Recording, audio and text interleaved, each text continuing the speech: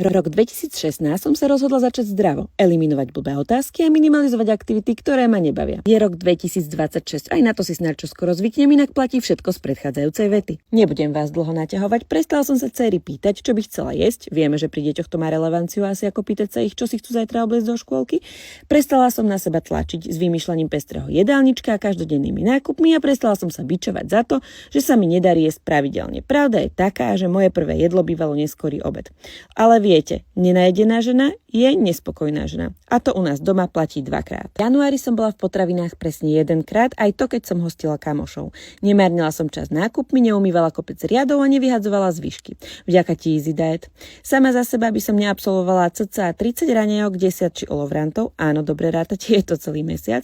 Naopak by som požrala oveľa viac sladkého, nenaučila sa, ako má vyzerať veľkosť a zloženie každej mojej porcie a moje dieťa by neochutnalo cca 12 nových jedál. Jediné, na čo si dajte lepší pozor ako ja, ak sa rozhodnete si život tiež zjednodušiť, je výber veľkosti porcie.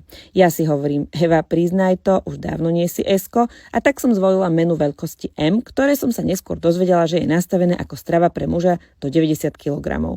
Ale vzhľadom na apetit mojej spolubývajúcej si myslím, že sme to vlastne odhadli celkom presne. A povedzme si pravdu, ja som po tomto mesiaci takmer XS-ko.